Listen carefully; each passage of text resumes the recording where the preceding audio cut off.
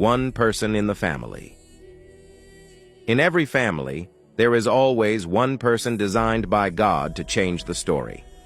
One person who carries the strength to break old cycles, lift others, and open doors that were once closed. That person is chosen, not by chance, but by purpose. Maybe you wonder why you face challenges others didn't have to face. But it's because you are the one God trusted with the assignment.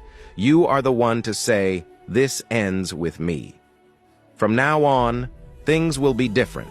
Through you, new opportunities will rise. Through you, your family will see new levels of blessing, education, peace, and progress. The story of struggle will not continue forever because you are rewriting it with faith, with courage, and with determination. So don't doubt yourself. You were designed for this. And one day, your family will look back and thank God for the change that started with you.